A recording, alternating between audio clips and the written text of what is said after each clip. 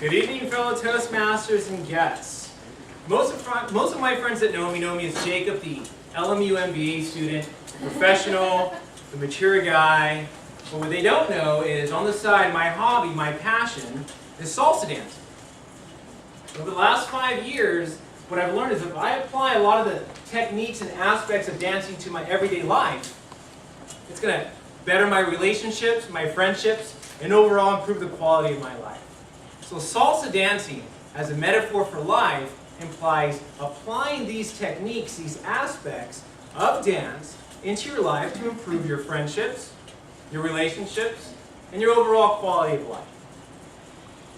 I started dancing about 5 years ago, kind of fell on my lap, walked into a salsa club in Ensenada, noticed two things.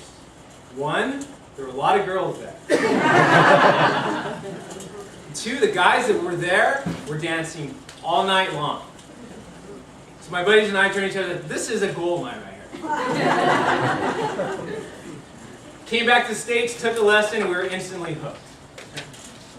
First thing we learned is salsa dancing is all about knowing your role and excelling it. In dance, it's all about the leader and the follower. On the dance floor, the man is king. The woman, the follower, must do what the man says. Oh. Control freak myself, love it. If I want her to come with me, she's got to come with me. If I want her to twirl, she's got to twirl. If I want her to stop, boom, she's got to stop. So when we learn how to dance, we don't learn the cool stuff of the week, how to move. You learn how to lead, and the woman learns how to follow.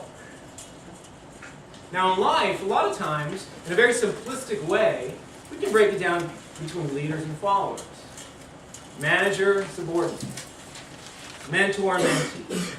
So if you focus on that in life, as far as learning your role and doing well in it, excelling in it, that's going to make those friendships, those relationships, that much better. In dance, you're judged by how good of a leader you are, how good of a follower you are. And if you apply that in life, you can apply that as far as how good of a manager you are, how much do you work on your leadership skills, and a follower, how much you apply what you learn to the actual outcome of the project. Second aspect of dance to apply to life is connection.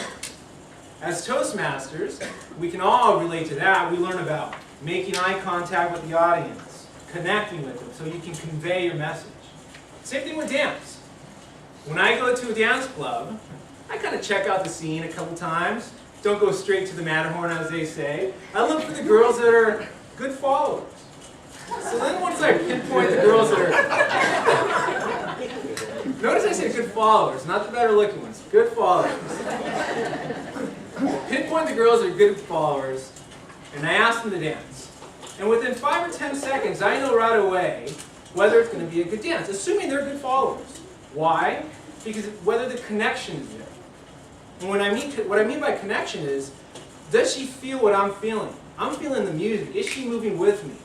And unless we're connecting when we're dancing, our output of a good dance is not going to be there.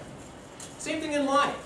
You've got to connect with who you're working with, your friendship, your relationship, your coworker, your manager, your subordinate, to ultimately reach that goal, that task that you're doing. The last thing is not being a brick on the wall, not standing on the sidelines, just hanging out. In dance, you learn the techniques to be a good leader and good follower. But unless you apply that after, you're not going to get any better. In our studio, we take our lesson's over, the lights dim, music comes on, the club starts. That's the time to practice.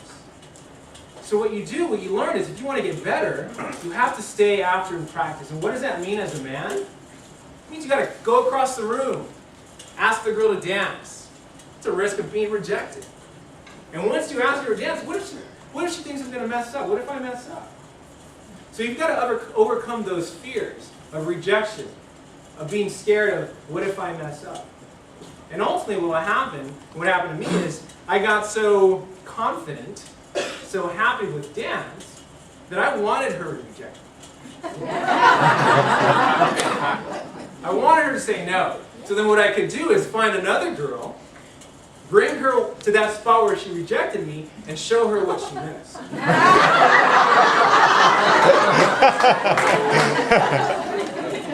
It's having that attitude of saying, I'm the winning lottery ticket, just waiting to get cash. This is what you missed. And if you take that attitude, I'm an MBA student. I'm graduating in a month. I'm going on interviews right now. And so if I have that attitude, I walk in, and I'm the winning lottery ticket, I'm a cash. And not being scared, and having that attitude, and having that message conveyed across the desk. If I bring that in, of not being scared and applying myself that way, it's for a better relationship situation, life experience. So fellow Toastmasters, these three components, applying myself within connecting, within knowing my role and excelling in it, and by not standing on the sideline and taking risks has helped me. And I challenge you to apply those aspects to your life, and that will help you as well. Mr. Toastmaster.